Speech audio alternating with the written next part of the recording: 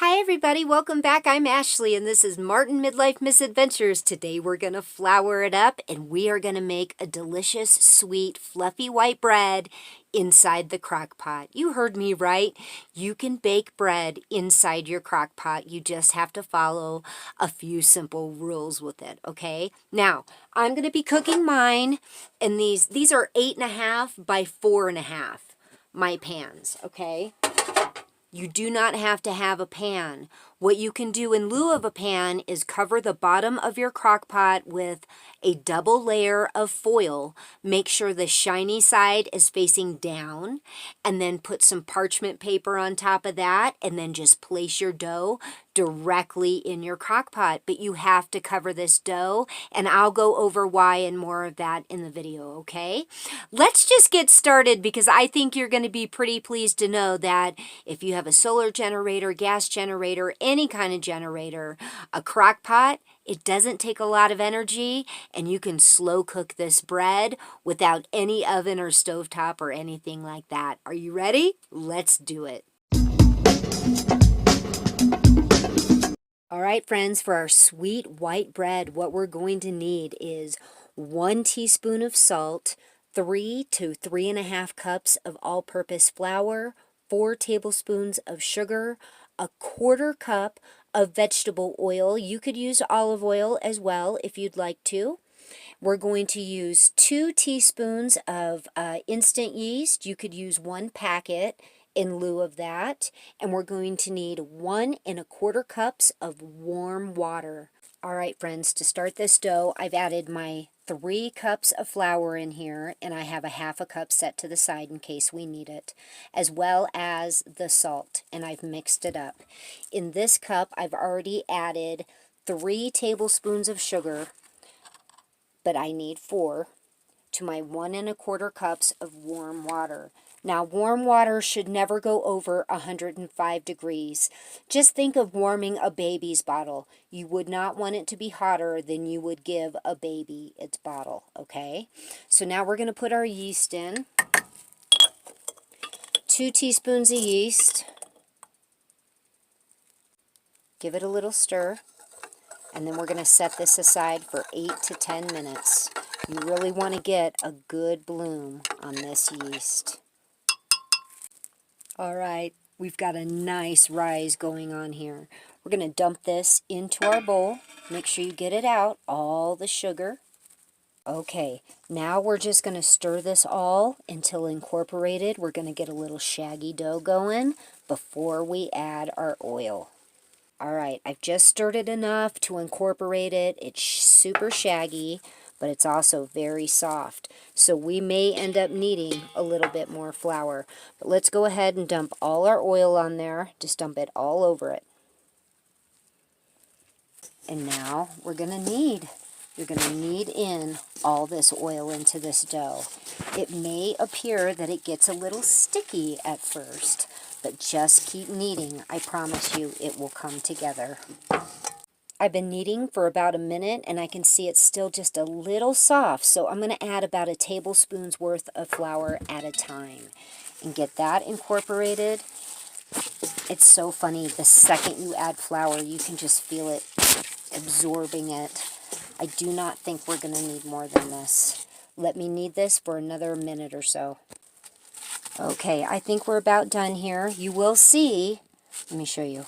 See how it sticks to the bottom? This is a wetter dough, but it won't be as wet after it proofs.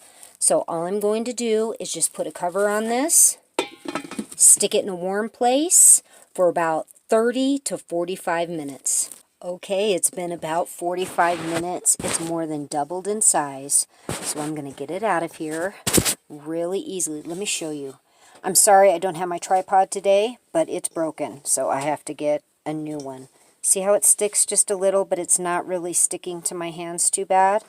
Just pull it all up. I'm going to sprinkle just a little bit of flour on my board. That way it's not sticking. Rub it around. Nice and easy. And then we're going to get this dough out. All right, now that we have our dough on the board, We're just going to pat it down a little, okay? This dough, my yeast is so good. It's just super puffy. So just pat it down as much as you can. We don't want to deflate it too much, but trust me, this is going to get big in that crock pot. What I've done is I took my pan, and I don't know if you can see the sheen, but I just lightly oiled it. We're going to take our dough, and we're going to roll it into just a little log here. Just like that. Dust off your excess flour. You're going to tuck your ends. Just like that. Okay? Now take it and lay it in your bread pan. Just like that. Oh my goodness, this is going to be so good. It's okay if you pat it down a little. I'm telling you, this thing is going to get big. And that's what we should look like right now. All right, I've got my crock pot. I have not turned it on yet. I am going to set my loaf pan right down inside my crock pot. Now what I'm going to do is I have another loaf pan, and I have oiled it as well. I'm going to set it over the top. Just like that. Now, if you don't have two loaf pans, you can use just one and tent it with foil, okay? Just make a big bubble of foil on it. The reason we cover it, even though we're going to put a lid on it, is condensation always comes on the lid of your crock pot. So you don't want that condensation coming back down onto your bread. And this steams it very nicely. So now, put your lid on it. And you're going to turn it on. We're going to turn it to high. Set the timer for 3 hours. We're going to start checking it at the 2-hour mark. And I'm telling you, no matter what, no matter how tempted you are, don't take the lid off of this. Just let it sit inside your crock pot. They can take 2 hours to cook, or they could take 3 hours. It all depends on your environment that day. So we'll start checking at the 2-hour mark. All right, we're down to 1 hour, so we've already cooked it for 2 hours. Sometimes 2 hours is enough, and it smells like it's done. And that's the thing, when you cook it this way, ooh, see, that was the condensation rolling off of the lid. All right, oh, look at that. All right, I'm going to need both my hands. I'm going to pull this out, and we'll take a look. Okay, I've got it out. Got to take the lid off.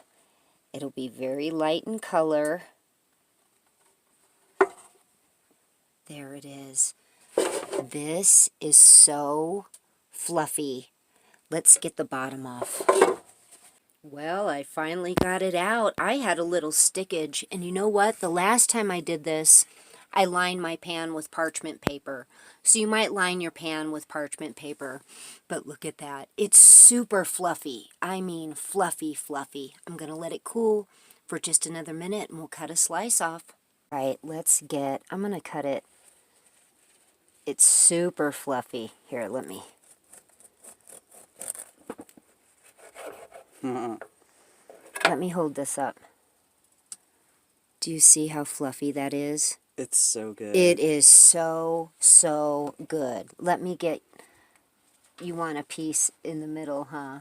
Heck yeah, I do. It's still kind of warm. I probably should have let it cool just a little bit longer. No. That's all right.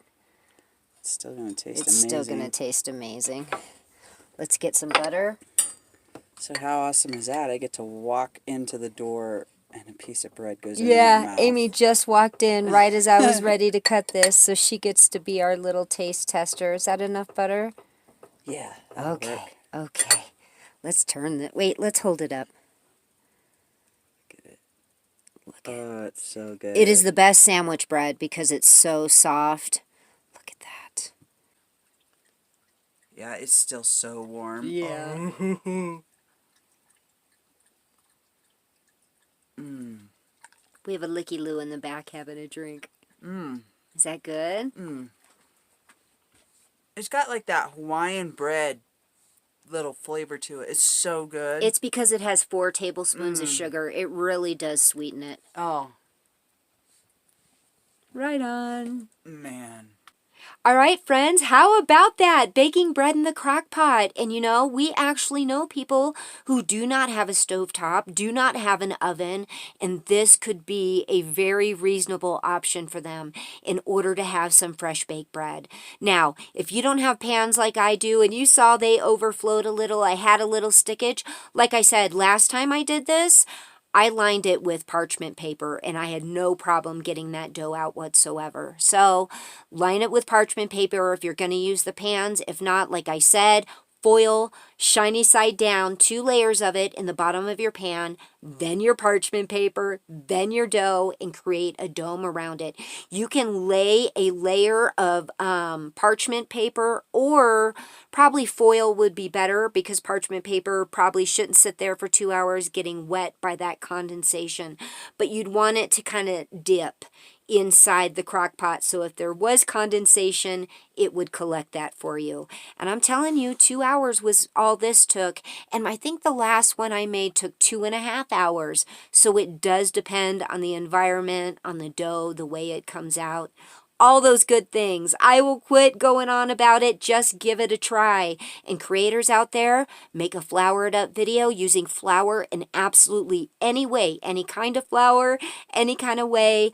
Tag us in the video and put the hashtag flour it up in the title, and we will add you to the playlist, no problem.